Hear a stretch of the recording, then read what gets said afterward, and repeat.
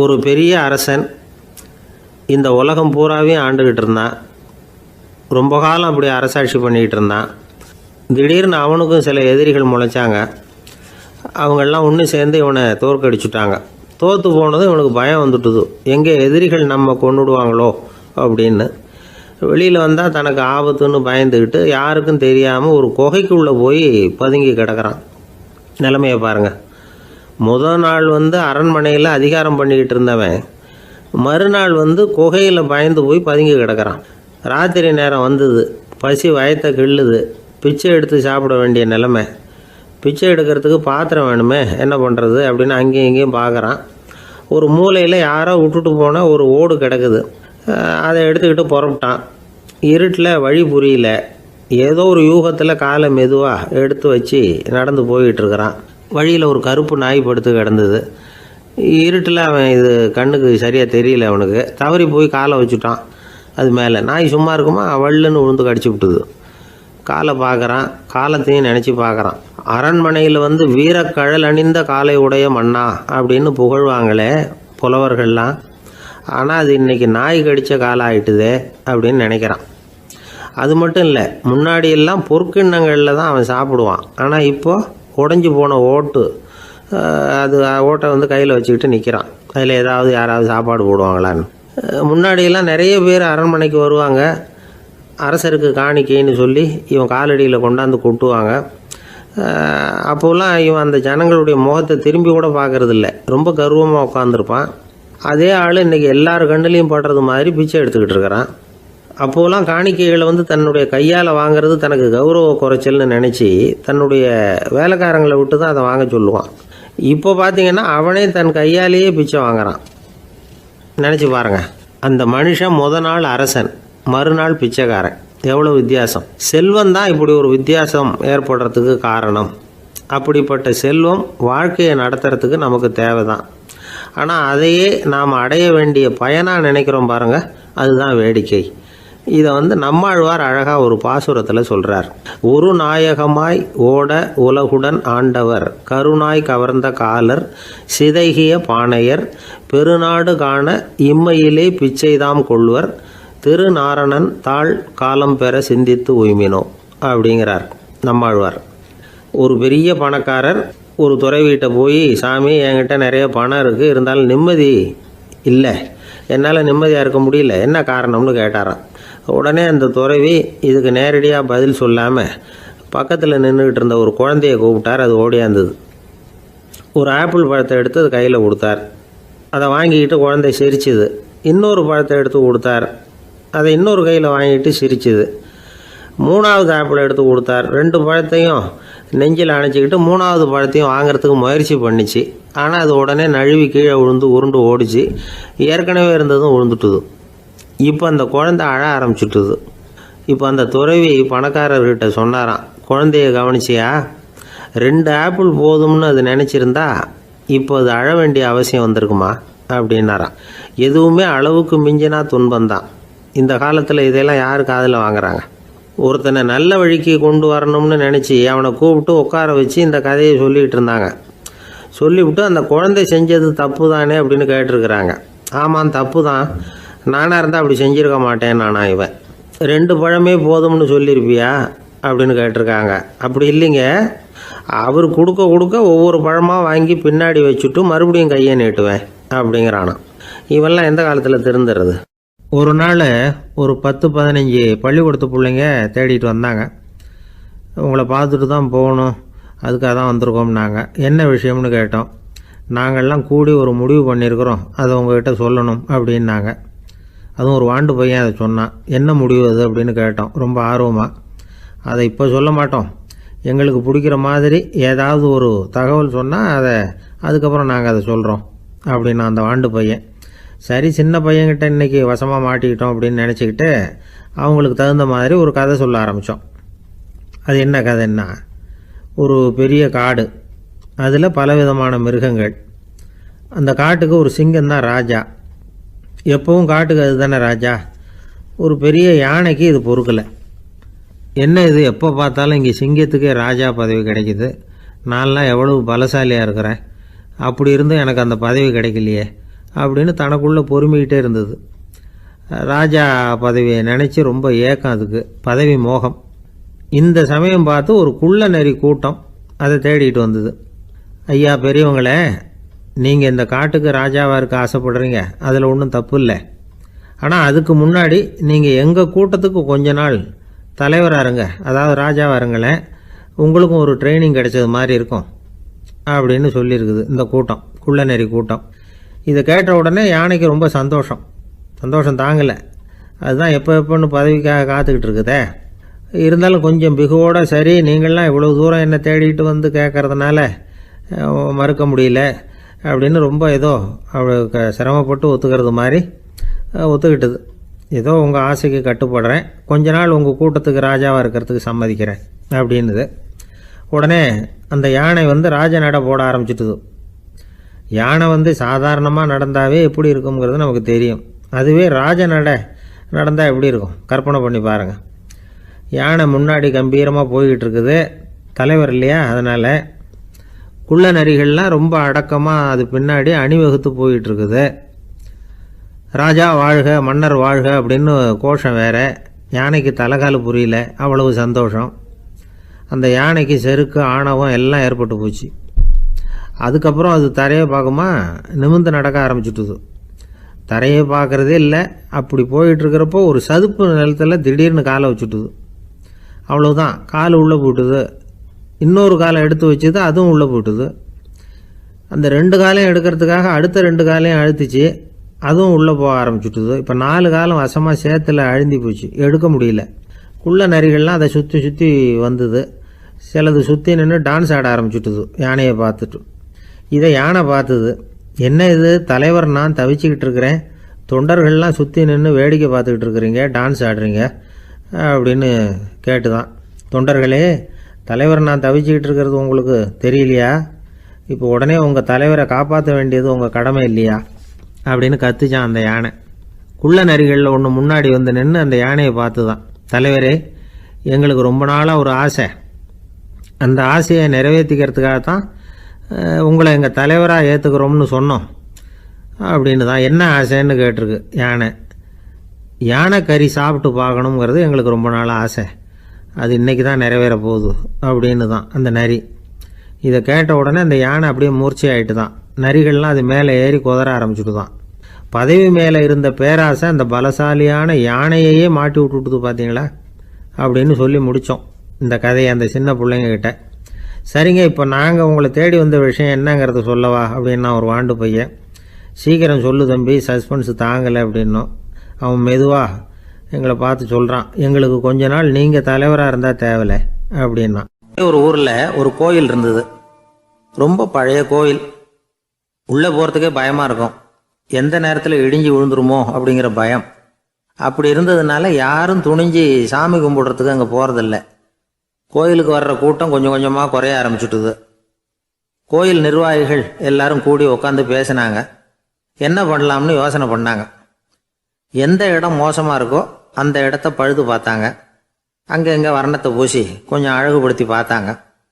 ஏதோ இந்த ஊரில் கோயில்னு ஒன்று இருக்குது, அது மக்களுக்கு தெரியணும் அப்படிங்கிறதுக்காகத்தான் இப்படிலாம் பண்ணாங்க. இருந்தாலும் கோவில் இருக்கிற நிலைமை மக்களுக்கு தெரியும், அதனால் அங்கே வர்றது குறைச்சிக்கிட்டாங்க அவங்க.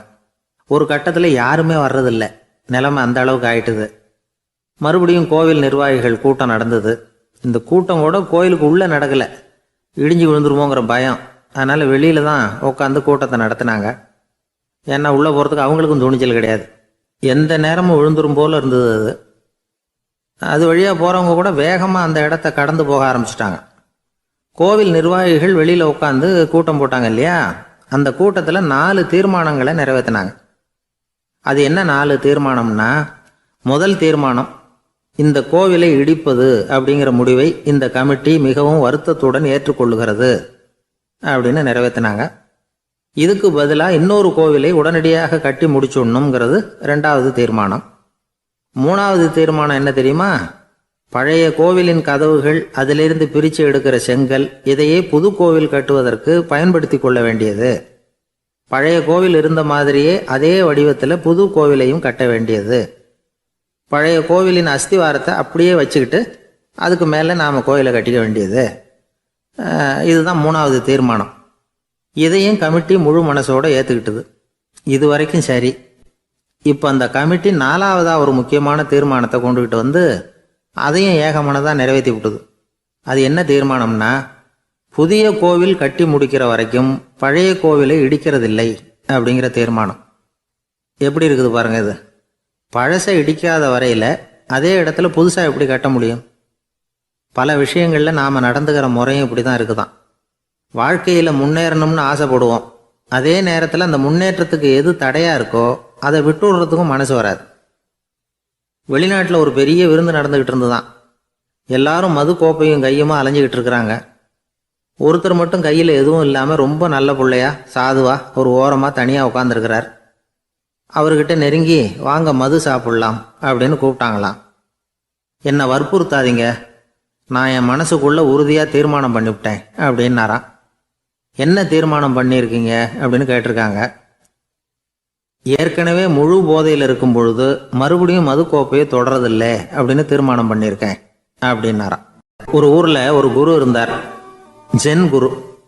அவரை தேடிட்டு ஒரு மன்னர் வந்தார். வந்தவர் ஜப்பான் மன்னர். தோட்டக்கலையை பற்றி தெரிஞ்சுட்டு போகிறதுக்காக அவர் வந்தார். எப்படி தோட்டம் அமைக்கிறது அப்படிங்கிறத பற்றி அந்த குரு விவரமாக சொல்லி கொடுத்தாரு.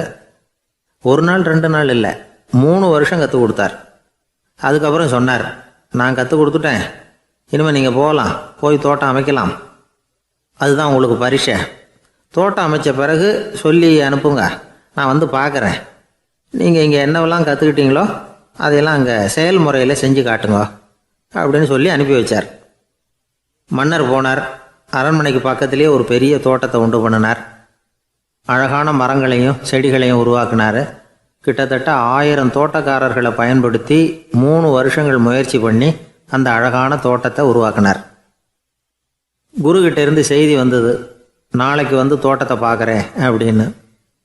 மன்னர் உடனே சுறுசுறுப்பாயிட்டார். முதல் நாளே தோட்டத்தை சுத்தப்படுத்தினார். ராத்திரி பூரா யாரும் தூங்கலை. எல்லாருக்கும் தோட்டத்தை ஒழுங்குபடுத்துகிற வேலை. அது அந்தந்த இடத்துல ஒழுங்காக இருக்குதா அப்படின்னு சரி பார்த்தாங்க. ஒரு தவறும் இல்லாத வகையில் அதை ஒழுங்குபடுத்தினாங்க. மறுநாள் குரு வந்தார், தோட்டத்தை பார்த்தார். அவருக்கு கோபம் வந்துட்டுது. மன்னருக்கு ஆச்சரியம், எப்பவும் சிரிச்சுக்கிட்டே இருக்கிறவர் இப்போ எப்படி இருக்கிறாரு அப்படின்னு. மெதுவாக குருக்கிட்ட போய் எல்லாம் சரியாக தானே இருக்குது அப்படின்னார். எல்லாம் சரிதான், ஆனாலும் எங்கே அந்த பொன்னிற காற்று அப்படின்னார். உதிர்ந்த இலைகள், பொன் மஞ்சள் நிற இலைகள் காற்றில் அப்படி புரண்டு ஓடுவதை நான் பார்க்க முடியவில்லையே அப்படின்னாராம். அது இல்லாமல் இந்த தோட்டம் உயிரோட்டம் உள்ளதாக இருக்காது. இதில் பாடல் இல்லை, ஆடல் இல்லை, அதெல்லாம் இல்லாமல் இந்த தோட்டம் ரொம்பவும் செயற்கையாக தெரியுதுன்னாராம். மன்னர் இப்போ தான் யோசனை பண்ணார். கீழே கிடந்த காஞ்சி போன இலைகள் மட்டும் இல்லை, மரத்தில் இருந்த காஞ்சி போன இலைகளையும் அப்புறப்படுத்தி சுத்தமாக வச்சிருக்கிறார். இறப்பும் வாழ்க்கையினுடைய ஒரு பகுதி தான். மரணம்ங்கிறது வாழ்க்கைக்கு எதிரானது அல்ல, அதை நிரப்பும் ஒரு பகுதி தான் அது. மரணம் இல்லையில் வாழ்க்கையே இல்லை அப்படிங்கிறது பெரியவங்க கருத்து. இப்போ அந்த தோட்டம் அழகாக தான் இருக்குது, இருந்தாலும் அது ஒரு ஓவியம் மாதிரி உயிர் இல்லாமல் இருக்கு. குரு ஒரு வாளியை கையில் எடுத்துக்கிட்டார். தோட்டத்தை விட்டு வெளியில் போனார். ஏற்கனவே வீசி எறிந்த அந்த சருகுகளை எல்லாம் அள்ளி கொண்டுகிட்டு வந்தார்.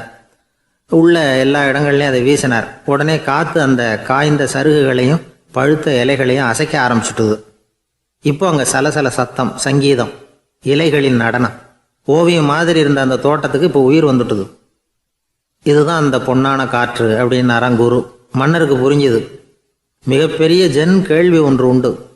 உம்மான் அப்படிங்கிற ஒரு பெரிய குருவை பார்த்து துறவி ஒருத்தர் கேட்டாராம், இலைகள் எல்லாம் கீழே விழுந்து மரங்கள் மொட்டையாக இருக்கும் பொழுது என்ன நடக்கும்?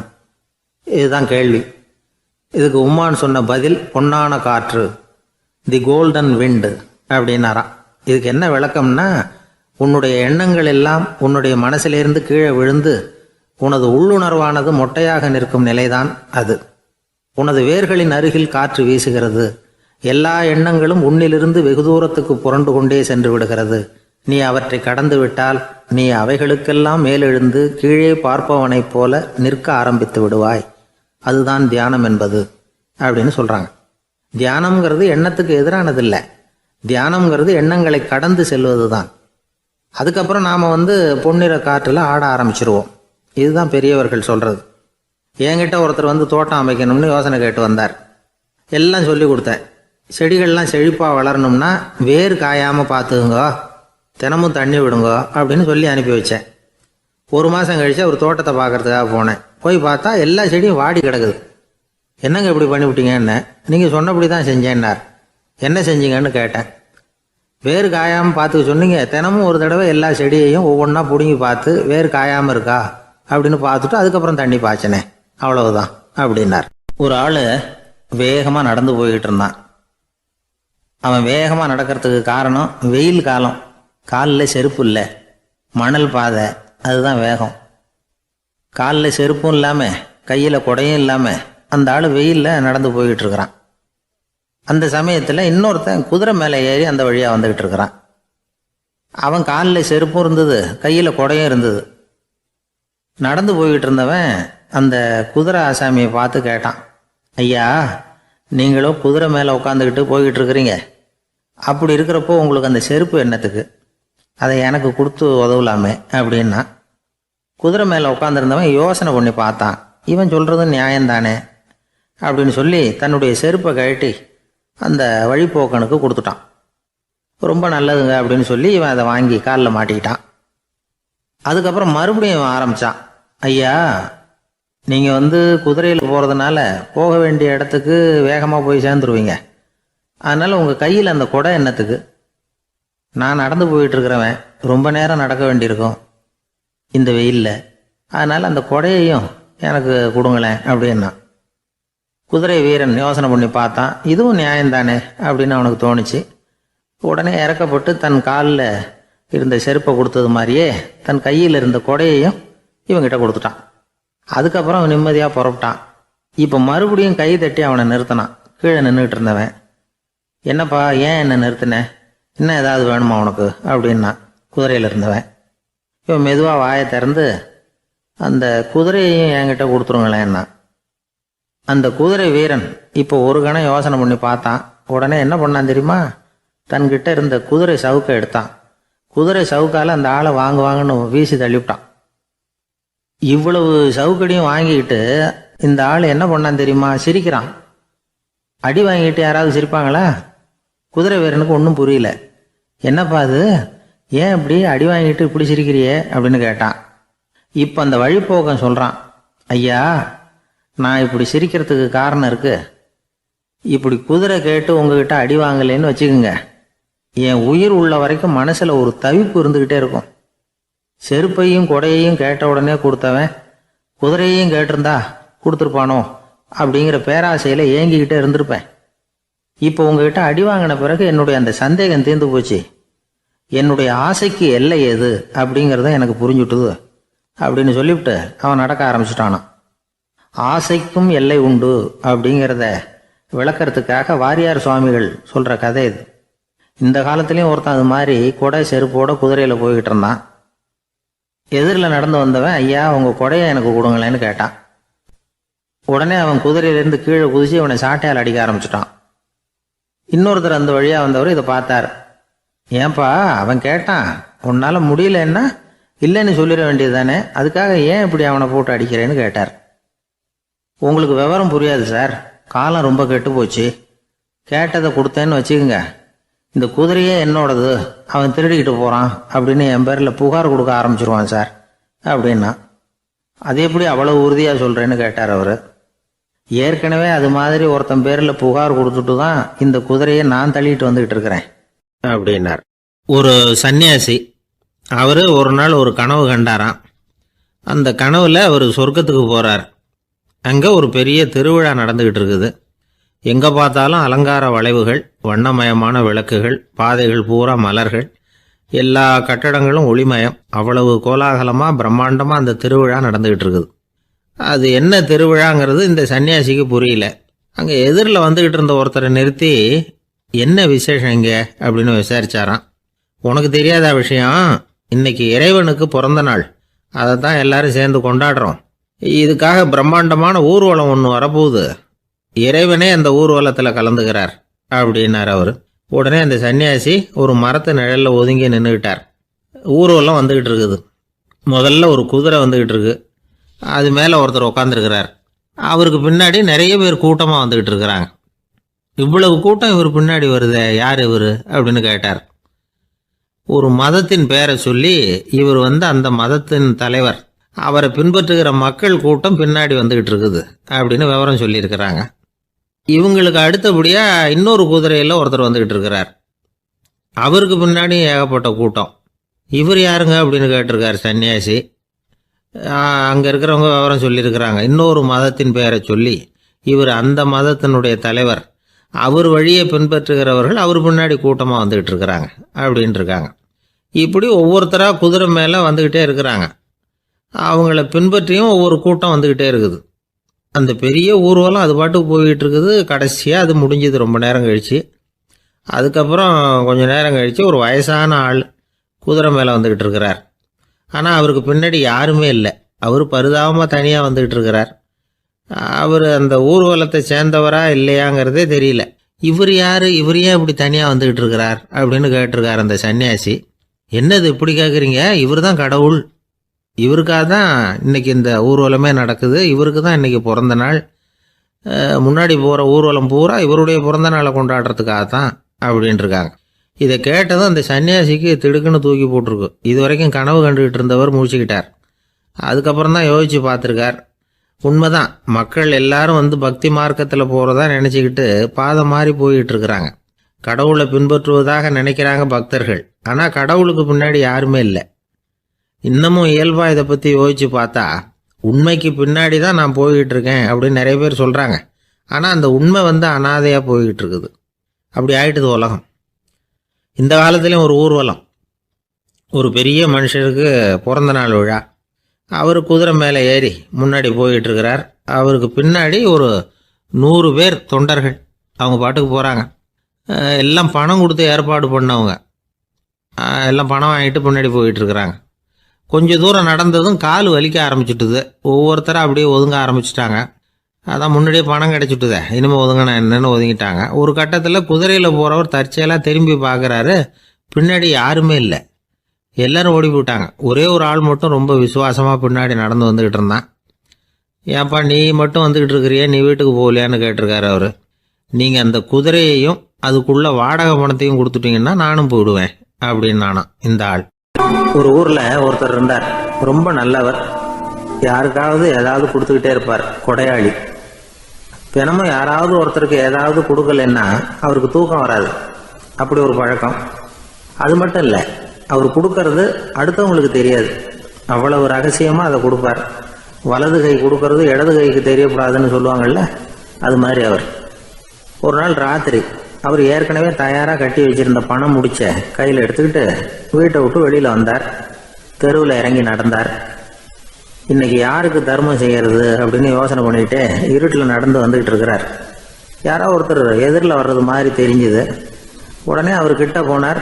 தன்கிட்ட இருந்த பணம் முடிச்சு அவசரமாக அவர் கையில் திணிச்சுட்டு திரும்பி வந்துட்டார். அப்பாடா, ஒரு வழியாக யாருக்கும் தெரியாமல் இன்னைக்கு தர்மம் பண்ணியாச்சு அப்படிங்கிற மகிழ்ச்சி, மன நிறைவு அவர் முகத்தில். நிம்மதியாக தூங்கினார். அப்புறம் எழுந்திரிச்சார். மறுநாள் காலையில் ஊர் பூரா ஒரே பேச்சு. என்ன பேச்சுன்னா, நேற்று ராத்திரி ஒரு திருடன் கையில் யாரோ பணத்தை கொடுத்துட்டு போயிருக்கிறாங்க அப்படின்னு எல்லாரும் பேசிக்கிட்டு இருக்கிறாங்க. இதை கேள்விப்பட்டதும் அந்த பெரியவருக்கு ரொம்ப வருத்தமாக போச்சு.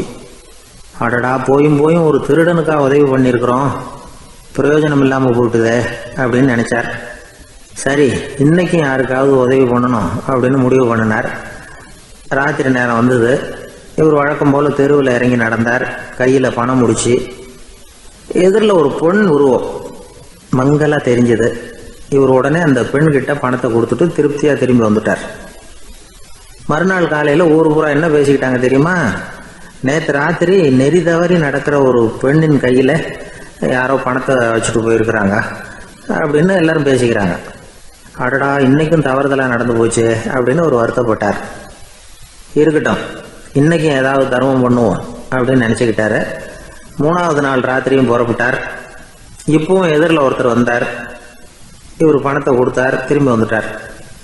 மறுநாள் மக்கள் என்ன பேசிக்கிட்டாங்கன்னா, நேற்று ராத்திரி ஒரு செல்வந்தர் கையில் யாரோ பணத்தை கொடுத்துட்டு போயிருக்கிறாங்க அப்படின்னு பேசிக்கிட்டாங்களாம். அவருக்கு ரொம்ப வருத்தமாக போட்டுது. என்ன இது, தினம் இப்படி ஆகிட்டு இருக்குதே அப்படின்னு நினச்சிக்கிட்டே படுத்து தூங்கினார். அன்னைக்கு ராத்திரி ஒரு கனவு.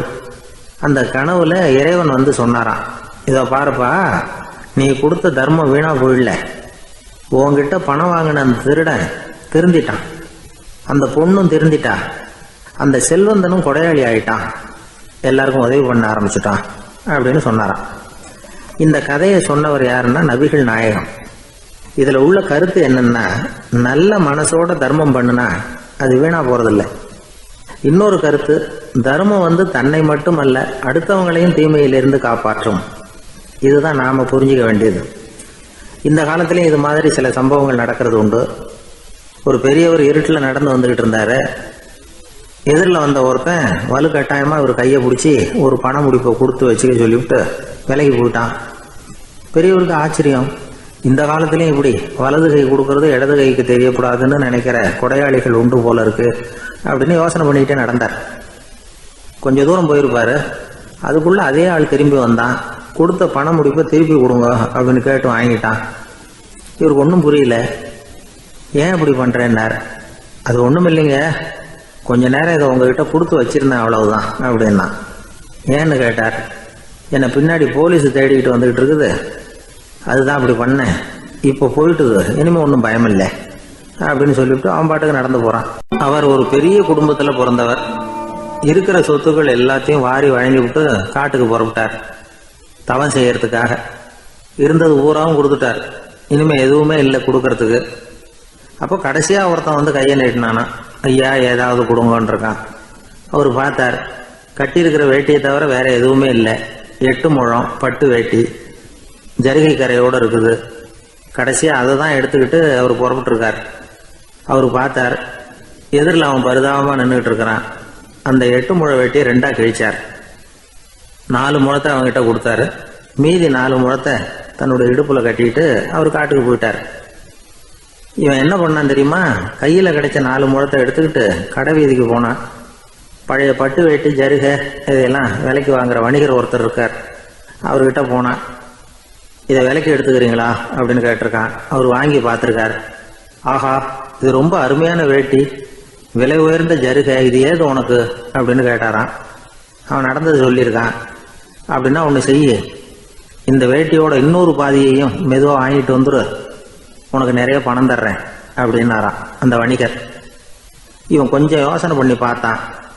கொஞ்சம் இருங்க, வந்து விடுறேன் அப்படின்னு சொல்லிவிட்டு நேராக காட்டுக்கு போனான். அவர் எங்கே இருக்காருன்னு தேடி கண்டுபிடிச்சான். அவர் ஒரு இடத்துல தவக்கோலத்தில் இருக்கிறார். கட்டியிருந்த இடவேட்டியும் அவர் அறியாமல் நழுவி கீழே விழுந்து கிடக்குது. இவனுக்கு ரொம்ப வசதியாக போச்சு. அவரை கேட்க வேண்டிய அவசியமே இல்லை. மெதுவாக சத்தம் போடாமல் அடி மேலே அடி வச்சு நெருங்கினான்.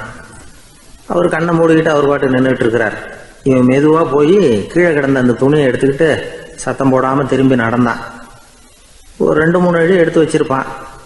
அப்படி ஓட ஆரம்பிக்கிற சமயத்தில் அவன் காலில் கீழே கிடந்த முள்ளு ஒன்று நறுக்குன்னு தச்சு விட்டுது. வலி தாங்க முடியாமல் அம்மான்னு கத்திருக்கான். இந்த சத்தத்தினால கண்ணை மூடி நின்றுகிட்டு இருந்த அவரோட தவம் கலைஞ்சது. மெல்ல கண்ணை திறந்து பார்க்குறார். தன் இடையில இருந்த வேட்டி அவன் கையில் இருக்கு. இப்போ அவர் நினைக்கிறார், என்ன நினைக்கிறாருன்னா, இந்த வேட்டி மீது நான் வைத்த ஆசை அல்லவா அவனை திருடனாக ஆக்கி விட்டது அப்படின்னு நினைச்சாராம். இந்த வேட்டி மேல நாம வச்ச ஆசை அவனை திருடும்படி ஆக்கி விட்டதே அப்படின்னு நினைச்சாராம். இது எப்பேற்பட்ட மனநிலை அப்படிங்கிறத கொஞ்சம் யோசனை பண்ணி பாருங்க. தான் ஒரு பொருள் மேல வச்ச பற்று இன்னொரு மனிதன் திருடனாக ஆகிறதுக்கு காரணம் ஆயிட்டுதேன்னு நினைக்கிறார். அப்படி நினைச்ச அந்த பெரியவர் யார் தெரியுமா? அவர் தான் மகாவீரர். இழந்துட்டேங்கிறிய, நீ என்னத்தை கொண்டுகிட்டு வந்த எங்க இழந்துடுறதுக்கு? நீ என்னத்தை உண்டாக்குன இது அழிஞ்சுட்டுதுன்னு சொல்றதுக்கு? இதுதான் அவருடைய சிந்தனை. இன்றைக்கு நம்ம சிந்தனையெல்லாம் வேற மாதிரி இருக்குது. ஒருத்தன் நடுத்தருவில் உட்காந்து அழுதுகிட்டு இருந்தான். அந்த வழியா வந்தவர் ஒருத்தர், ஏன்பா அழறேன்னு கேட்டாராம். 5 ரூபா சார், இந்த இடத்துல விழுந்துட்டுது, ரொம்ப நேரமா தேடுறேன், கிடைக்காது போல இருக்கு அப்படின்னு சொல்லிவிட்டு அழறான். எப்போ தொலைஞ்சதுன்னு கேட்டாராம் அவரு. அது எனக்கு தெரியாது சார், பணத்தை தொலைச்சவன் தேடி பார்த்துட்டு போயிட்டான், நான் அவனுக்கு பின்னாடி தேட வந்தவன் அப்படின்னு நானா. இவன் நம்மள மாதிரி ஒரு ஆசாமி, அவன் நம்மள மாதிரியே கற்பனை பண்ணான். அதாவது நாம தான் இந்த உலகத்துல ரொம்பவும் கஷ்டப்படுறோம், மற்றவங்க எல்லாம் சந்தோஷமா இருக்கிறாங்க அப்படின்னு அவன் நினைச்சுக்கிட்டான். அவன் ஒரு நாள் கடவுளை வேண்டிக்கிட்டானான், சுவாமி, இந்த உலகத்துல எவ்வளவோ பேர் இருக்கிறாங்க, ஒவ்வொருத்தருக்கும் ஒவ்வொரு விதமான கஷ்டம் இருக்கலாம், ஒத்துக்கிறேன். இருந்தாலும் எனக்கு அது கொஞ்சம் அதிகமா இருக்கிறது மாதிரி தெரியுது. அதனால நீங்க எனக்காக ஒரு சின்ன உதவி செஞ்சா போதும். அது வேற ஒண்ணும் இல்ல, என்கிட்ட இருக்கிற துயரங்களை இன்னொருத்தர் யாருகிட்டயாவது கொடுத்துருங்க, அவர்கிட்ட இருக்கிற துயரங்களை என்கிட்ட மாத்தி கொடுத்துருங்க. ஒரு மியூச்சுவல் டிரான்ஸ்பர், அவ்வளவுதான். அப்படி பண்ணிவிட்டா போதும் அப்படின்னு வேண்டிக்கிட்டானான். அன்னைக்கு ராத்திரியே அவன் ஒரு கனவு கண்டிருக்கான். வானத்திலிருந்து ஒரு குரல் கேட்டிருக்கு. அது என்ன சொல்லிச்சு தெரியுமா? ஏ ஜனங்களே, எல்லாரும் அவங்கவங்க கஷ்டங்களை ஒரு பையில போட்டு எடுத்துக்குங்க. அப்படி எடுத்துக்கிட்டு நேரா இந்த ஊர் எல்லையில இருக்கிற கோயிலுக்கு வந்து சேருங்க அப்படின்னு அந்த குரல். ஆஹா, கடவுள் நம்ம பிரார்த்தனைக்கு செவி சாய்ச்சுட்டார் அப்படின்னு சந்தோஷப்பட்டான் இவன். உடனே என்ன பண்ணா, தன்கிட்ட இருந்த கஷ்டத்தையெல்லாம் ஒரு சாக்கு பையில போட்டு எடுத்துக்கிட்டான். வீட்டை விட்டு வெளியில வந்தான். தெருவில் இறங்கி நடக்கிறான். அங்க பார்த்தா ஏகப்பட்ட பேர் ஆளுக்கு ஒரு பைய தூக்கிக்கிட்டு கோயிலுக்கு போயிட்டு இருக்கிறாங்க. சில பேர் மூட்டையா கட்டி தலையில சுமந்துக்கிட்டு போயிட்டு இருக்கிறாங்க. இவன் பார்த்தான். இவனுக்கு ரொம்ப ஆச்சரியமா இருந்தது. ஏன்னா எல்லாரும் வச்சிருக்கிற பைய இவன் பைய விட பெருசா இருந்தது. இவன் பை தான் இருக்கிறதுலயே கொஞ்சம் சின்னதா தெரிஞ்சது. இப்ப அவன் மறுபடியும் சாமியை வேண்டிக்கிட்டான், கடவுளே, இப்ப உள்ள சூழ்நிலையை கவனிச்சா என்கிட்ட இருக்கிற பைய பரவாயில்லன்னு தோணுது. அதனால வேற பை எதையும் மாத்த வேணாம், இதுவே பரவாயில்ல, இந்த பையோட திரும்பி வீட்டுக்கு போனா போதும்னு நினைக்கிறேன் அப்படின்னு ஏதோ நினைக்க ஆரம்பிச்சுட்டான் அவன். எல்லாரும் கோயிலுக்கு போய் சேர்ந்தாங்க. கோயில்ல அந்த குரல் மறுபடியும் கேட்டுது. எல்லாரும் அவங்கவுங்க பைகளை சோகத்துல தொங்க விடுங்க. திடீர்னு விளக்குகள் அணையும், மணி அடிக்கப்படும், அதுதான் அடையாளம். அந்த சமயத்துல இருட்டுல உங்களுக்கு வேண்டிய பைய நீங்க மாத்தி எடுத்துக்கலாம், தேர்ந்தெடுத்துக்கலாம். வெளிச்சம் இருக்கிறப்பவே உங்களுக்கு பிடிச்ச பைக்கு பக்கமா பார்த்து நீங்க நின்னுக்கலாம் அப்படின்னு சொல்லி விவரம் சொல்லிச்சான் அந்த குரல். அப்படி சொன்னதுக்கு அப்புறம் திடீர்னு விளக்கு அணைஞ்சுது, மணி அடிச்சுது. கொஞ்ச நேரம் கழிச்சு மறுபடியும் விளக்குகள்லாம் எரிஞ்சுது. இப்போ பார்த்தா எல்லாரும் அவங்கவுங்க பையையே கெட்டியா பிடிச்சிட்டு நிக்கிறாங்க. இவனும் அப்படியே நிக்கிறான். இவன் மெதுவா பக்கத்துல நிக்கிறவங்கிட்ட கேட்டானா, ஏன் நீங்க பைய கையிலேயே வச்சிருக்கிறீங்க, செவுத்துல மாட்டலையா அப்படின்னு கேட்டிருக்கான்.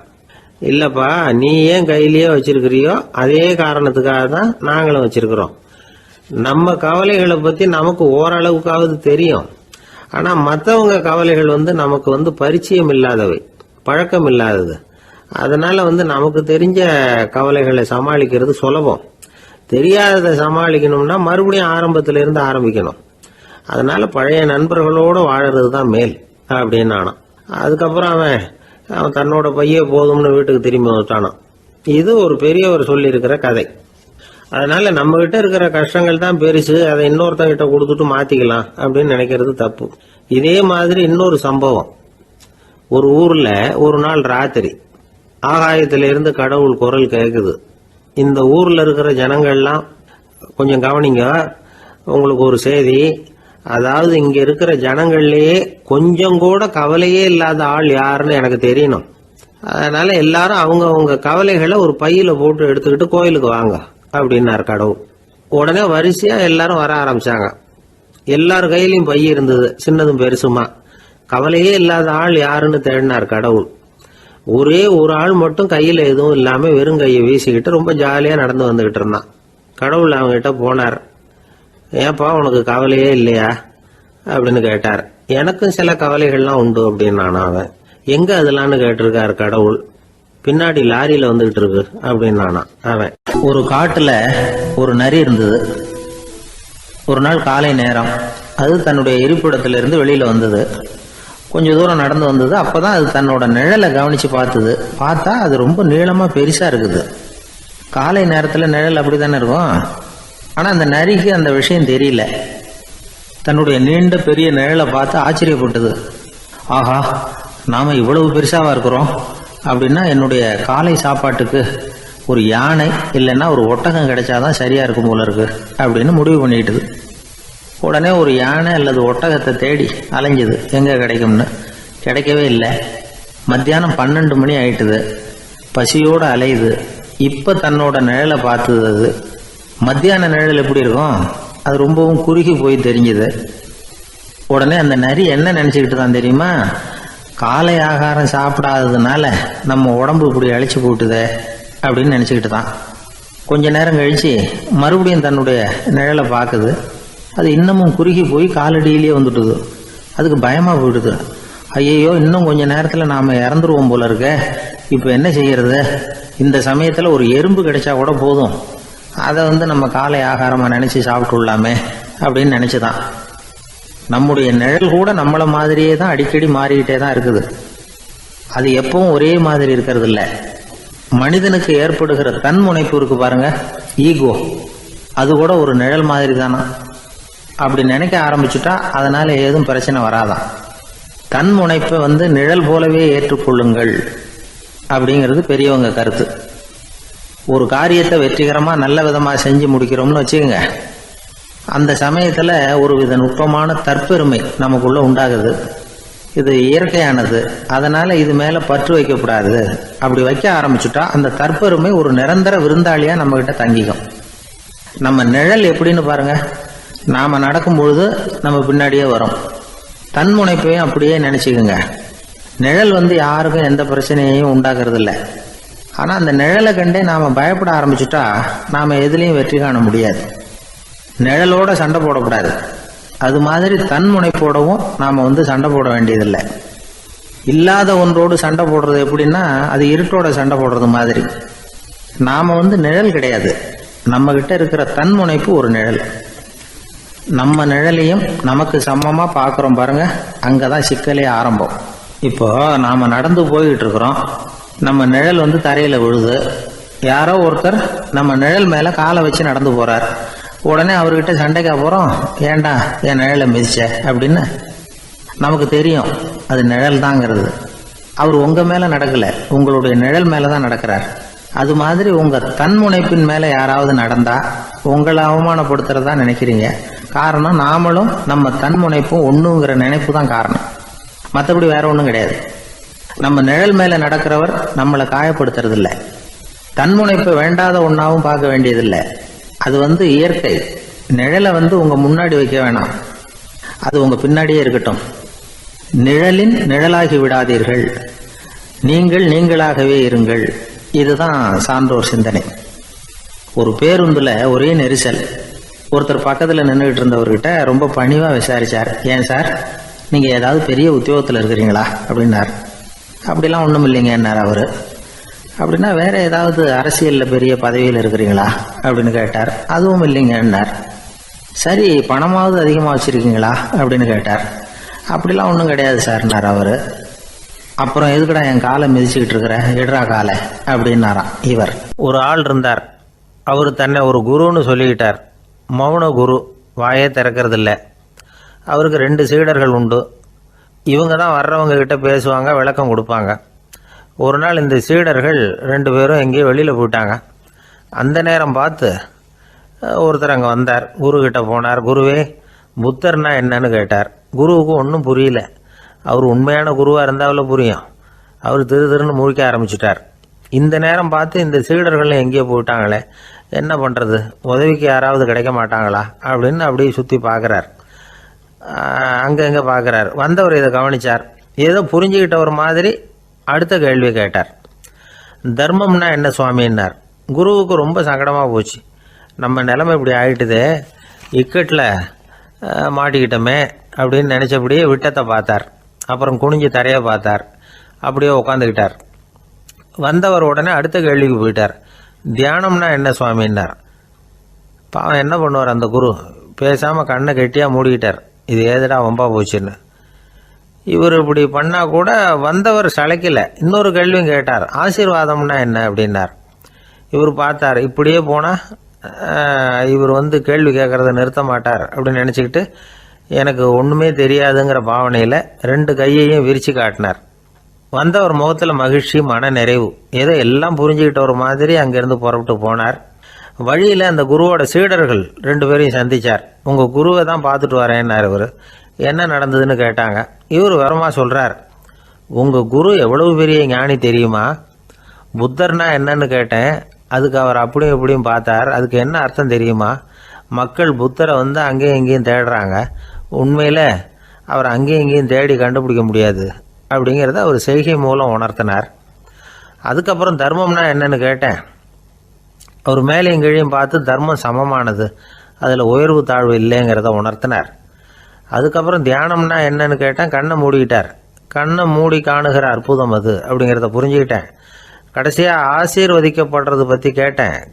கைகளை நீட்டி உதவுறது தான் அது அப்படிங்கிறத தன்னுடைய இருகை விரித்து உணர்த்தினார். எவ்வளோ பெரிய மகான் அவர் அப்படின்னு சொல்லிவிட்டு அவர் பாட்டு போயிட்டார். சீடர்கள் அதுக்கப்புறம் மெதுவாக குருக்கிட்ட வந்து சேர்ந்தாங்க. அவங்கள பார்த்ததும் குருவுக்கு கோபம் வந்துட்டுது. அடே பாவிகளா, எங்கடா போய் தொலைஞ்சிங்க, நான் ஒரு ஆளுகிட்ட மாட்டிக்கிட்டு என்ன பாடுபட்டிருக்கேன்னு தெரியுமான்னார். இது மாதிரி தான் நாம் சாதாரண மனிதர்களின் புற வேடங்களிலேயே மயங்கி போயிடுறோம். அவங்க பேச்சு, செய்கை, பார்வை இதிலெல்லாம் ஏதோ பெரிய தத்துவம் இருக்கிறதாக நினச்சிக்கிறோம். உண்மையிலேயே அந்த தத்துவங்கள் யாருக்கு சொந்தம்? அவங்களுக்கு இல்லை, நமக்கு தான் சொந்தம். நாம் தானே அதை கற்பிச்சுக்கிட்டோம். நம்மை நாம் அடையாளம் கண்டுக்கிறது இல்லை, நாம் யாருங்கிறது நமக்கு புரியறதில்ல. அதுதான் இன்றைக்கி நடக்கிறது. அதனால தான் அடுத்தவங்களை தேடி ஓடிக்கிட்டு இருக்கிறோம். சில வீடுகளில் கூட இது மாதிரி சைகைகள் உண்டு. சில குடும்ப தலைவர்கள் தினமும் காலையில் கண்ணை கெட்டியாக மூடிக்கிட்டு கை ரெண்டையும் சுத்தமாக விரித்து வச்சுக்கிட்டே உட்காந்து தியானம் பண்ணுறது வழக்கம். எதுக்காக அப்படி பண்ணுறீங்கன்னு ஒருத்தரை பார்த்து கேட்டேன். இந்த மாதம் வாங்கின சம்பளம் பூரா தீர்ந்து போச்சு, இனிமேல் என் கையில் சுத்தமாக ஒன்றும் இல்லை, புதுசாக எதுவும் செலவு வச்சுடாதே அப்படிங்கிறத அப்படி உள்ளங்கை ரெண்டையும் விரித்து காட்டி அவங்களுக்கு உணர்த்துறேன் அப்படின்னார். எனக்கு வாழ்க்கையில் ஒரே ஒரு ஆசை தான் சார் அப்படின்னார் ஒருத்தர். அது என்னன்னு கேட்டேன். ஆசைகளை ஒழிச்சுடணுங்கிறது தான் என்னோட ஆசை அப்படின்னார். இப்படி ஆசைகளை ஒழிக்க வேண்டும் அப்படிங்கிறதையே ஒரு ஆசையாக கொள்வது அபத்தம் அப்படிங்கிறார் ஒரு பெரியவர். இது மாதிரி ஆசைகளை ஒழிக்க ஆசைப்பட்டால் அந்த நோக்கம் நிறைவேறாதான். அந்த முயற்சியால் புதுசாக சில துன்பங்கள் தான் சேருமா. அதில் புதுசாக ஒரு ஆசை தலை தூக்கும் அப்படிங்கிறார் அவர். ஆசைகளை தானாக விழ வச்சுடலாம். அதுக்கு வழி என்ன தெரியுமா? எந்த ஒரு ஆசையையுமே பூரணமாக நிறைவேற்றி கொள்ள முடியாதுங்கிறத உணரணும். அதை உணர்ந்தால் ஆசைகள் தானாக விழுந்துடும். அதை விட்டுட்டு ஆசைகளை விட்டுடணுங்கிறதையே ஒரு ஆசையாக வச்சுக்கிட்டு அதுக்காக கடுமையாக முயற்சிகளையும் செஞ்சுக்கிட்டு நான் ஆசைகளை விட்டுட்டு ஞானோதயம் அடையிறதுக்கு கடுமையாக முயற்சி பண்ணிகிட்டு இருக்கிறேன் சார் அப்படின்னு சொல்லிக்கிட்டு இருந்தால் எந்த காலத்துலேயும் ஞானோதயம் வரப்போகிறதில்ல. அதுக்கு பதிலாக துன்பந்தான் சேரும் அப்படிங்கிறது அவரோட கருத்து. எந்த ஒரு ஆசையையும் பூரணமாக நிறைவேற்றி கொள்ள முடியாது அப்படிங்கிறத உணரணும். ஒரு ராஜா, அவர் மனசில் அமைதி இல்லை, எப்பவும் கஷ்டப்பட்டுக்கிட்டே இருந்தார். இந்த துன்பத்தை போக்குறதுக்கு பல வழிகளில் என்னென்னமோ முயற்சியெல்லாம் பண்ணி பார்த்தார். ஒன்றும் சரியாக வரல. கடைசியாக ஒரு காரியம் பண்ணார். அதாவது ஒரு வேதாந்தியை தேடிட்டு போனார். அவரை பார்த்து கேட்டார், ஐயா, என்னுடைய துன்பங்கள்லேருந்து நான் விடுபடணும், அதுக்கு சுலபமாக ஏதாவது ஒரு வழி இருந்தால் சொல்லுங்களேன் அப்படின்னு கேட்டுக்கிட்டார். அதுக்கு அந்த வேதாந்தி சொன்னார், அதுக்கு ஒரு வழி சொல்கிறேன், அது மாதிரி செய். அதாவது உன்னுடைய ராஜ்யத்துக்குள்ள போதுங்கிற மனசோட வாழ்கிற ஒருத்தனை கண்டுபிடிக்கணும். அப்படி கண்டுபிடிச்சி அவனுடைய சட்டையை வாங்கி நீ போட்டுக்கணும். அப்படி போட்டுக்கிட்டா உன்னுடைய துன்பம் தீர்ந்துரும் அப்படின்னார். உடனே ராஜாவுக்கு ரொம்ப மகிழ்ச்சி. அரண்மனையில் இருந்த அத்தனை பேரையும் ஆளுக்கு ஒரு பக்கமாக அனுப்புனார், தேட சொன்னார். போதுங்கிற மனசுடைய ஒருத்தனை கண்டுபிடிச்சி கொண்டுகிட்டு வாங்க அப்படின்னார். எங்கெங்கேயோ தேடி கடைசியாக ஒரு ஆளை கண்டுபிடிச்சாங்க. அவன் போதுங்கிற மனசோடு இருக்கிறவன் தான். ஆனால் அவன்கிட்ட சட்டை எதுவும் இல்லை. இடையில கட்டியிருக்கிற துண்டே போதுங்கிற மனசோடு அவன் வாழ்ந்துக்கிட்டு இருக்கிறான். சட்டை இருந்தாவில் ராஜா வாங்கி மாட்டிக்க முடியும். அந்த வேதாந்தி ஏன் அப்படி சொன்னாருங்கிறதுக்கான அர்த்தம் இப்போ தான் ராஜாவுக்கு புரிஞ்சுதான். இது வரைக்கும் சொன்னதெல்லாம் ஞான மார்க்கத்தை தேடிக்கிறவனுக்கான உள்ள தகவல். இப்போ இன்னைக்கு இளைஞர்கள் இதை கேட்டுவிட்டு நமக்கு ஆசையே வேணாம் அப்படின்னு முடிவு பண்ணிவிட்டா வாழ்க்கையில் முன்னேறவே முடியாது. நம்முடைய முயற்சிக்கு ஆசை தான் தூண்டுகோல். அதனால் இந்த ஆசையையும் அந்த ஆசையையும் போட்டு குழப்பிக்கக்கூடாது. ஆனால் ஒன்று, பேராசை நமக்கு தேவையில்லை. நாம் படுற ஆசையிலேயும் ஒரு நியாயம் இருக்கணும். ஏன்னா நம்மளில் சில பேர் நீங்கள் தான் சார் சொன்னீங்க, அதனால தான் ஆசைப்பட்டேன், அரை தான் கிடச்சிது மிச்சம் அப்படிம்பாங்க கன்னத்தை தடவிக்கிட்டே. அதனால் இப்போல்லாம் எந்த தகவலை சொன்னாலும் ரொம்ப எச்சரிக்கையாக இருக்க வேண்டியிருக்குது. ஒரு ஆள் ஒரு கடை வச்சு வியாபாரம் பண்ணிகிட்டு இருந்தான். அவனுக்கு ரொம்ப பேராசை, நிறைய பணம் சேர்க்கணும்னு. திடீர்னு ஒரு நாள் அவனுக்கு உடம்பு ரொம்ப சுகம் இல்லாமல் போயிட்டுது. இனிமேல் பிழைக்கிறது கஷ்டங்கிற நிலைமை. மரணப்படுகையில் இருக்கிறான். சொந்தக்காரங்கள்லாம் சுற்றி உட்காந்துருக்குறாங்க. இவன் மெதுவாக கண்ணை திறந்து பார்க்குறான். என் வீட்டுக்காரி எங்கேன்னா, இதோ இருக்கேன் அப்படின்னாங்க அந்த அம்மா. பசங்கள்லாம் எங்கேங்கிறான். இதோ பக்கத்தில் தான் நின்றுக்கிட்டு இருக்கிறோங்கிறாங்க. பொண்ணுங்க எங்கேங்கிறான். எல்லாம் இங்கே தான் இருக்கிறோம் அப்படிங்கிறாங்க. எல்லாம் இங்கே தான் பக்கத்தில் தான் இருக்கோம், நீங்கள் கவலைப்படாதீங்கன்னு சொல்கிறாங்க எல்லாம். அவன் மெதுவாக கஷ்டப்பட்டு வாயை திறந்து, அட பாவிங்களா, எல்லாரும் இங்கே இருந்தால் அங்கே கடையை யார் கவனிக்கிறது அப்படின்னானான். ராமகிருஷ்ணர் வாழ்ந்த காலத்தில் நடந்த ஒரு நிகழ்ச்சி இது. அப்போது ஒரு ஓவியர் இருந்தாராம். அவருக்கு ஒரு ஆசை, ராமகிருஷ்ணர் படத்தை வரையணும், அதை அவர்கிட்டயே கொண்டுட்டு போய் காட்டி அபிப்பிராயம் கேட்கணும். இதுதான் அந்த ஓவியரின் ஆசை. உடனே ராமகிருஷ்ணர் படத்தை வரைஞ்சி முடித்தார். அதை எடுத்துக்கிட்டு போனார். இவர் போன சமயம் அங்கே ராமகிருஷ்ணர் சீடர்களோடு உட்காந்துருக்கிறார். விவேகானந்தர் அங்கே இருக்கிறார். இந்த ஓவியர் கொண்டுகிட்டு போய் தான் வரைந்த ஓவியத்தை அவர்கிட்ட காட்டினார். ராமகிருஷ்ண பரமஹம்சரின் ஓவியத்தை ராமகிருஷ்ணர்கிட்டயே காட்டுறார். ராமகிருஷ்ணர் என்ன பண்ணார் தெரியுமா? அந்த படத்தை பார்த்தார். உடனே அது காலை தொட்டார். குருதேவருடைய இந்த செயல் சீடர்களுக்கு ரொம்ப வியப்பை உண்டு பண்ணிச்சு. சில பேர் மனசுக்குள்ளேயே ரொம்ப குழம்பி போக ஆரம்பிச்சிட்டாங்க, என்ன இப்படி பண்ணுறாருன்னு. என்ன இது அவரோட படம், அவரே அவரோட படத்தின் காலை தொடுறார் அப்படின்னு யோசித்தாங்க. சில பேர் ஒன்றும் புரியாமல் ஒருத்தர் பார்த்து சிரிச்சுக்கிட்டாங்க. அந்த இடத்துல சீடர்கள் மட்டும் இல்லை, சீடர் அல்லாத பல பேர் இருந்தாங்க. தன்னுடைய காலை தானே தொடர இவருடைய செயல் பற்றி என்ன நினைக்கிறது அப்படின்னு அவங்களும் குழம்பி போய் நிற்கிறாங்க. அந்த படத்தை வரைஞ்சி அவர்கிட்ட காட்டின அந்த ஓவியருக்கும் அதிர்ச்சி. இருந்தாலும் அவர் சீடர் கிடையாது. அதனால் கொஞ்சம் துணிச்சலை வர வச்சுக்கிட்டு கேட்டார், என்னங்க இது, என்னால் என்னுடைய கண்களையே நம்ப முடியல, இது உங்கள் சொந்த உருவப்படம், நீங்கள் உங்கள் சொந்த கால்களையே தொடுறீங்க, இது எங்களுக்கு கொஞ்சம் சங்கடமாக இருக்குதே அப்படின்னார். ராமகிருஷ்ணரின் கண்களில் ஆனந்த கண்ணீர் வழிஞ்சுதான். அவர் சொன்னாராம், இது என்னோட படம்ங்கிறது எனக்கு தெரியும், ஆனால் இது என்னோட படம்ங்கிறதுனால நான் இதோட காலை தொடலை.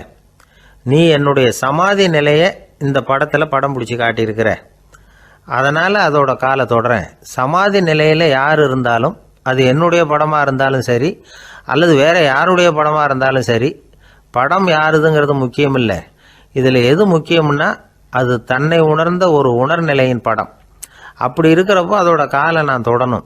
அதுக்கு நீங்கள் எல்லாரும் ஏன் சங்கடப்படுறீங்கன்னு எனக்கு தெரியல அப்படின்னாராம். இப்போ தான் அங்கே இருந்த சீடர்களுக்கும் மற்றவங்களுக்கும் விவரம் புரிஞ்சுதான். இதுக்கு முன்னாடி யாரும் செய்யாததை இவர் செஞ்சிருக்கிறார், ஆனால் அவருடைய காரணம் ரொம்ப நியாயமானது அப்படிங்கிறத உணர்ந்தாங்களாம். இதுவரைக்கும் ஆன்மீகத்தில் சமாதி நிலை, அதாவது தன்னை உணர்ந்த நிலை பற்றி புரிஞ்சுக்கிட்டோம். இல்லறத்தில் ஏற்படக்கூடிய சமாதி நிலை பற்றி உங்களுக்கு தெரியுமா? ஒரு அம்மா டாக்டர்கிட்ட வந்து சொன்னாங்களாம், டாக்டர், என் வீட்டுக்காரருக்கு உடம்புல ஏதோ கோளாறுன்னு நினைக்கிறேன், நான் எவ்வளவு நேரம் பேசினாலும் காதில் விழாத மாதிரி உட்காந்துருக்கிறார் அப்படின்னு ஆகலாம்.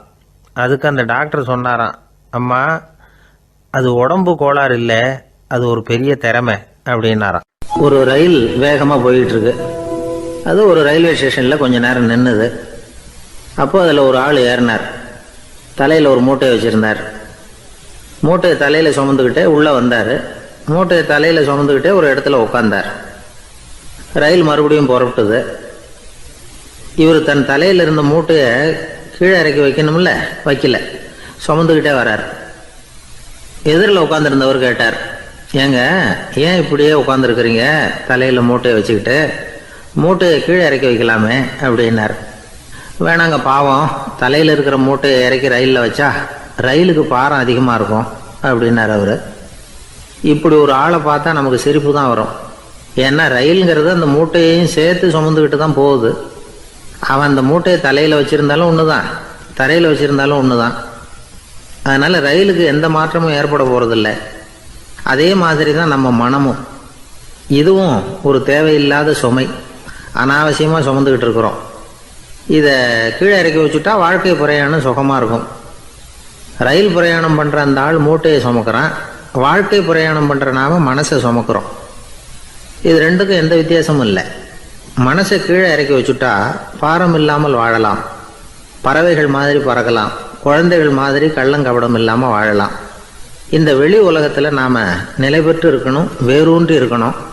அதே சமயம் நம்முடைய உள்வெளியில் ஆன்மீக வாழ்க்கையில் பாரம் இல்லாமல் இருக்கணும்.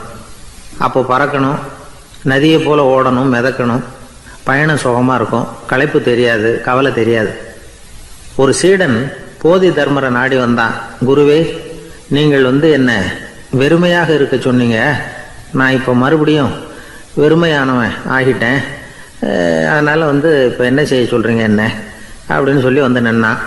உடனே அந்த குரு பக்கத்தில் இருந்த ஒரு குச்சியை எடுத்து அவன் தலையில் அடித்து, போய் அந்த வெற்றுத்தன்மையையும் வீசி எறிந்து விட்டு வா அப்படின்னார்.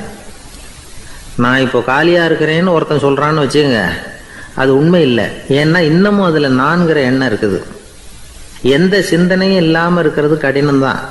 ஆனாலும் மனிதன் அதில் உள்ள நுட்பத்தை புரிஞ்சுக்கிட்டான்னா இவ்வளவு தூரம் தூக்கி சுமந்துக்கிட்டு வந்த அந்த மனதின் முட்டாள்தனத்தை அவனே பார்த்துட்டு சிரிப்பான். இதுதான் பெரியவங்க சொல்லியிருக்கிற ஆலோசனை. நம்மால் ஒருத்தன் தலையில் ஒரு பெரிய மூங்கில் கூடையோட ரயிலில் வந்து உட்காந்தான். கூடை தலையில் இருந்தது, கீழே இறக்கி வைக்கல. எதிரில் இருந்தவர் கேட்டார், ஏங்க எதுக்காக அதை அனாவசியமாக சுமந்துக்கிட்டே இருக்கீங்க, கீழே இறக்கி வைங்களேன்னார். இல்லைங்க, நான் வீட்டை விட்டு புறப்படும் பொழுதே என் பையன் சொல்லிவிட்டான் கூடையை தலையை விட்டு இறக்கக்கூடாதுன்னு அப்படின்னார். அவன் சின்ன பையன், விவரம் இல்லாமல் சொல்லியிருப்பான். இப்போ என்ன நேரில் வந்தால் பார்த்துக்கிட்டு இருக்கிறான், நீங்கள் இறக்கி வைங்கன்னார் அவர். அவன் நேரில் பார்த்துக்கிட்டு இல்லை, இருந்தாலும் நான் இந்த கூடையை கீழே இறக்கி வச்சா அது அவனுக்கு தெரிஞ்சிடும் அப்படின்னாரு இவர். அது எப்படின்னார் அவர். அவன் தனக்கு டிக்கெட் வாங்க வேணாம்னு சொல்லி இப்போ இந்த கூடைக்குள்ளே தான் உட்காந்துருக்கிறான் அப்படின்னார் இவர். ஒரு பெரிய நினைவு மண்டபம், அதுக்கு முன்னாடி ஒரு அப்பாவும் பிள்ளையும் நின்றுக்கிட்டு இருக்கிறாங்க. அந்த வழியாக போகிறவங்க வர்றவங்கெல்லாம் அந்த இடத்துல நின்று அது என்ன மண்டபம் அப்படின்னு விசாரிக்க ஆரம்பித்தாங்க. அந்த அப்பாவும் பிள்ளையும் தான் வர்றவங்களுக்கெல்லாம் விவரம் சொல்லிகிட்டு இருக்கிறாங்க. அதாவது இந்த இடத்துல ஒரு பெரிய மகான் சமாதி ஆயிருக்கார், அவர் சமாதியான இடத்துல இந்த நினைவு மண்டபத்தை கட்டியிருக்கிறோம் அப்படின்னாங்க. ஊர் பூரா இந்த செய்தி பரவிச்சு. நிறைய பேர் அந்த இடத்த தேடி வர ஆரம்பித்தாங்க. இங்கே கொஞ்சம் நேரம் உட்காந்துட்டு போனால் மனசுக்கு ஒரு நிம்மதி கிடைக்கிது அப்படின்னாங்க. அங்கே இருந்த உண்டியலில் நிறைய காசு போட்டுட்டு போகிறாங்க. பணம் கிடுகிடுன்னு நிறைய சேர ஆரம்பிச்சுட்டுது. பணம் நிறைய சேர்ந்த உடனே அந்த அப்பாவுக்கும் பிள்ளைக்கும் தகராறு வந்துட்டுது. பணம் சேர்ந்தாலே சொத்து தகராறு வரத்தானே செய்யும், அது மாதிரி வந்துட்டுது. பையன் அடிக்கடி நிறைய பணம் கேட்க ஆரம்பித்தான். அப்பா பார்த்தார், யோசனை பண்ணார், ஒரு முடிவுக்கு வந்தார். ஒரு நாள் பையனை கூப்பிட்டார், இதை பாருப்பா, நமக்குள்ள தகராறு வேணாம். அப்பாவும் பிள்ளையும் இப்படி சண்டை போட்டுக்கிட்டா பார்க்குறவங்க தப்பாக நினைப்பாங்க. அதனால் நமக்குள்ளே சமரசமாக இதை தீர்த்துக்குவோம், என்ன சொல்கிற அப்படின்னார் அப்பா. சரின்னு நான் பையன். உடனே அந்த அப்பா என்ன பண்ணார் தெரியுமா, மகன்கிட்ட கொஞ்சம் பணத்தை கொடுத்தார். தன்கிட்ட இருந்த ஒரு கழுதையையும் கொடுத்தார். இதை வச்சு நீ பொழைச்சிக்கோ அப்படின்னு சொல்லி அனுப்பி வச்சுட்டார். மகன் அந்த கழுதையை இழுத்துக்கிட்டு அடுத்த ஊருக்கு போனான். வழியிலே அந்த கழுதை செத்து போச்சு. உடனே என்ன பண்ணலாம்னு யோசனை பண்ணான். ஒரு ஐடியா வந்தது. அந்த கழுதையை ஒரு சாலை ஓரமாக புதைச்சான். கையில் இருந்த பணத்தை வச்சு அந்த இடத்துல ஒரு கல் மண்டபம் கட்டினான். அந்த வழியாக 2 பேர் வந்தாங்க. இது என்ன மண்டபம்னு விசாரித்தாங்க. இந்த இடத்துல ஒரு பெரிய மகான் சமாதி ஆயிருக்கிறார் அப்படின்னா. இந்த செய்தி ஊர் பூரா பரவ ஆரம்பிச்சுட்டுது. நிறைய பேர் வந்து போக ஆரம்பித்தாங்க. இங்கே வந்தால் மனசுக்கு ஒரு பெரிய நிம்மதி கிடைக்குது அப்படின்னு வேற சொல்ல ஆரம்பித்தாங்க. வர வர கூட்டம் அதிகமாக வர ஆரம்பிச்சுட்டுது. உண்டியலில் பணம் நிறைய சேர்ந்துட்டுது. நகையெல்லாம் கூட கழட்டி காணிக்கையாக போட ஆரம்பிச்சிட்டாங்க. அப்பாவை விட மகன் பெரிய ஆளாயிட்டான். இதை கேள்விப்பட்டார் அப்பா. பையனை பார்த்துட்டு வரலாம்னு ஒரு நாள் புறப்பட்டு வந்தார். பையன் ஓஹோன்னு இருக்கிறான். பங்களா, காரு எல்லாம் வந்துட்டுது. எப்படிடா இந்த அளவுக்கு ஆனே அப்படின்னு விசாரித்தார். அப்பா, எல்லாம் உங்கள் ஆசீர்வாதம் தான். நீங்கள் கொடுத்த மூலதனத்தை வச்சு தான் இவ்வளவும் சம்பாதிச்சேன் அப்படின்னு நான் பையன். அது எப்படிறான்னு விசாரித்தார். அப்பா, நீங்கள் ஒரு கழுதை குட்டியும் கொஞ்சம் பணமும் என்கிட்ட கொடுத்து அனுப்பி வச்சிங்க. அதை எடுத்துக்கிட்டு வந்தேன். வர்ற வழியில் அந்த கழுதை செத்து போச்சு. உடனே யோசனை பண்ணேன், அந்த கழுதையை இந்த இடத்துல புதைச்சேன். கையில் இருந்த பணத்தை வச்சு மண்டபம் கட்டினேன். மகான் ஒருத்தர் சமாதி ஆயிருக்கார் அப்படின்னு வதந்தியை கிளப்பி விட்டேன். ஜனங்கள்லாம் ஏமாந்து போய் காசை கொண்டாந்து போட ஆரம்பிச்சிட்டாங்க. நான் பொழைச்சிக்கிட்டு இருக்கிறேன் அப்படின்னா. இப்போதான்டா நீ என் புள்ள அப்படின்னு சொல்லி சந்தோஷப்பட்டாரான் அந்த அப்பா. ஏன் அப்படி சொல்கிறீங்கன்னு கேட்டிருக்கான் பையன். கழுதை குட்டியை புதைச்சி மண்டபம் கட்டியிருக்கிற நீ, ஏற்கனவே நம்ம ஊரில் நாம் கட்டியிருக்கிறோமே மண்டபம், அது இந்த கழுதையோட அம்மாவை புதைச்ச இடம். மகான் சமாதி ஆயிருக்காருன்னு நானும் சும்மா கப்ஸாக தான் விட்டுக்கிட்டு இருக்கேன் அப்படின்னாரான் அப்பா. முட்டாள் ஜனங்களை நினச்சி அந்த 2 பேரும் சத்தம் போட்டு சிரிச்சாங்களாம். மனுஷன் ஏமாத்துறது ரொம்ப சுலபம். என் கூட படித்த ஒருத்தன் திடீர்னு ஒரு நாள் எல்லாருக்கும் அருள் வாக்கு சொல்ல ஆரம்பிச்சிட்டான். அவன் ஒரு ஆஃபீஸ்லேயும் வேலை பார்க்குறான். ஆஃபீஸில் உள்ளவங்கள்லாம் அவங்ககிட்ட வந்து அருள் வாக்கு கேட்குறது வழக்கம். ஒரு நாள் நான் அவன் முன்னாடி போய் உட்காந்து பேசிக்கிட்டு இருந்தேன். அப்போ அதே ஆஃபீஸில் வேலை பார்க்குற ஒருத்தர் அவங்ககிட்ட வந்து, சுவாமி, என் மேஜையில் வச்சுருந்த பேனா திடீர்னு காணாமல் போட்டுது, அது திரும்ப கிடைக்குமா எனக்கு அப்படின்னு கேட்டார்.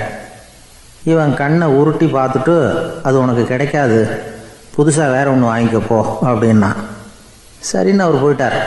அவர் போனதுக்கப்புறம் நான் மெதுவாக இவனை பார்த்து, அது எப்படிறாது, அது உனக்கு கிடைக்காதுன்னு அவ்வளோ